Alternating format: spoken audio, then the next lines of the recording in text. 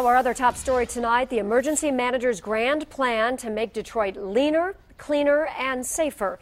Kevyn Orr filed his detailed vision to pull the city out of bankruptcy. And tonight we have Team 7 coverage of what it means for retirees, creditors, city services, and much, much more.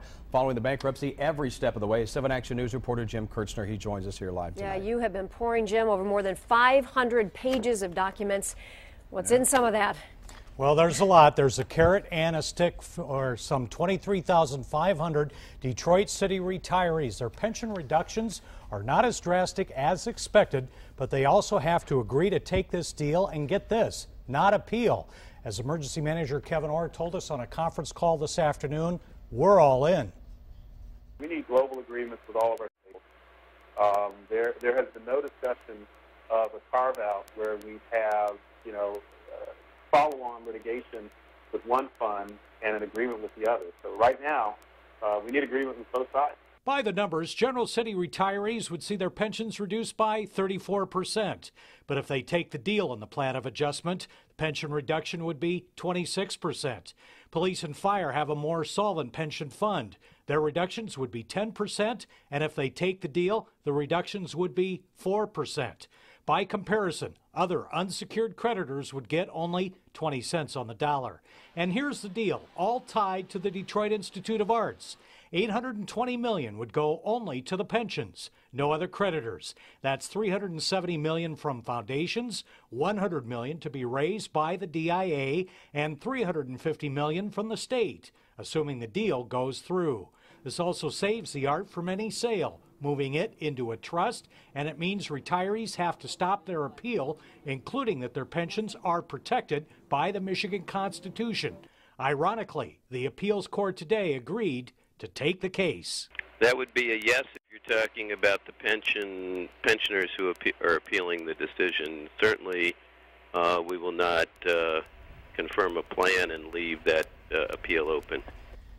And we are getting a lot of reaction, including from Mayor Mike Duggan and City Council President Brenda Jones. In a joint statement out just a short time ago, they call the plan of adjustment a sobering reality check for the city and say they are committed to working together to put the city back on solid financial ground, that is. Also, we heard from AFSCME, the city employees' largest union. They say this is a punch in the gut. So where do we go from here? I'm going to have that road plan coming up at 6. Jim, let's talk a little bit more about the general retirees in that plan. With that deal, they'll get a 26% in the cuts there, so less cuts. But is there a guarantee that that's all that will be cut? Kevyn Orr on the conference call hedged on those specific questions. Is the $350 million up in Lansing with the state legislature guaranteed approval? Nobody knows that. That's almost half of that deal. He wouldn't commit and say, yes, it's a done deal. All he could say is legislative leaders are behind it. No guarantee. Retirees and pensioners have a lot to think about, don't they, here? Going to be an interesting several weeks. Yeah, certainly. Jim, thank you very much. And speaking of them, 7 Action News reporter Anu Prakash has been getting reaction about the cuts to pensions. Anu, what are you hearing from retirees tonight? Well, Joanne, one retiree we talked to said that he hasn't been able to enjoy his retirement at all because of all of this uncertainty regarding the bankruptcy situation, and he says today's news doesn't help.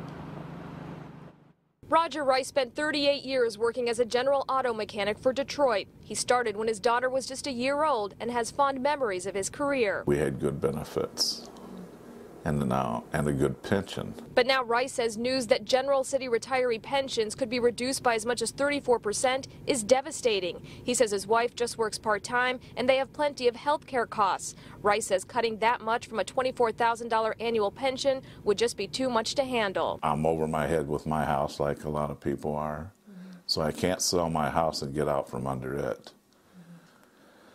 Possibly may have to let it go. And file for bankruptcy yourself? That's not out of the question. I mean, it's a reality. Mark Diaz is the president of the Detroit Police Officers Association. He says the plan of adjustment for police and fire is similar to what was in the draft, and he doesn't believe it's the best deal for the city moving forward. The way the plan of adjustment is drafted right now with respect to pension, it would ultimately create a situation where our current police officers and firefighters would seriously have to consider looking for other employment because they're not, again, entitled to Social Security benefits. Some of our people aren't entitled to Medicare benefits either. Diaz says the cuts go beyond what's on paper when factoring health care changes. They are in mediation now, and Diaz believes changes can be made. I am hopeful and rather confident that the mediation process will bear more fruit greater than, well, anything would actually be greater than what I'm seeing in the plan of adjustment as written. As for Mr. Rice, he wants to enjoy retirement without this hanging over his head, but says there is only one thing he can do going forward.